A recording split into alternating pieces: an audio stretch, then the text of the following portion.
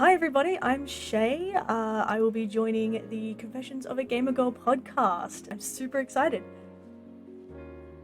So guys, I am a streamer on Twitch, and you will usually see me around playing a lot of League of Legends. I'll play a bunch of new games and stuff like that. You'll also see me at a lot of Melbourne conventions. I do make an effort to pop down because I'm actually also a senior lecturer in games and animation. So going to these conventions is a 2-for-1 for me. I get to go as a streamer and I get to interact and do all that really fun stuff. But then I'm also going as an educator and going and seeing what the industry is doing and getting to interact with people in that way.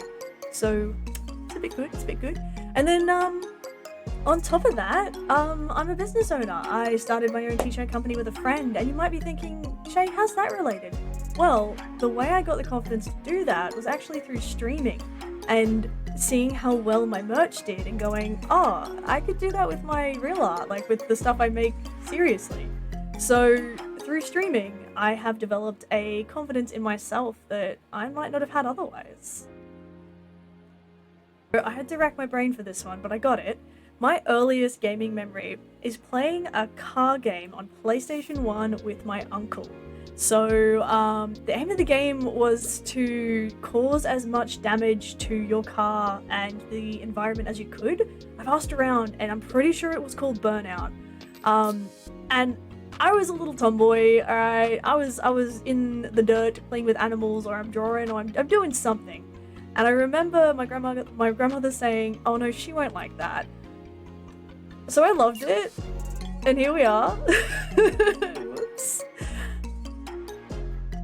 This was incredibly difficult because there's a lot of really good games, okay? So I narrowed it down to 3, okay, for different reasons. So, number 1, Darkest Dungeon.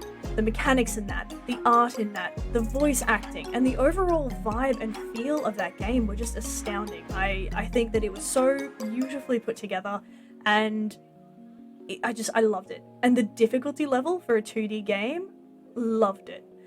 Next, Sims 3. That's right. Oh my god. Yeah, of course I fucking love Sims. Of course. I don't know if I'm allowed to swear. Sims 3 was an absolute favorite of mine. I don't want to talk about how many hours I poured into that game, okay? But I poured so much time into that game. I loved it. I loved the interactions. I loved the animations. I didn't love the art style, but you know, you can't have everything. And I didn't love the lack of optimization either. But again, you can't have everything. We have mods, it's okay. And then last, Stardew Valley. Now that game has been amazing just for me by myself and my mental health. You know, sometimes I just want to check out and go and vibe and chill somewhere, and Stardew Valley World is a fantastic way to do that. But more than that, again, I really love the storytelling in that game. So it looks like a silly little farm game. Here's a plot of land, your granddad died, chop off, do a farm. Okay, awesome. But the depth of the stories of each one of those villages is astounding.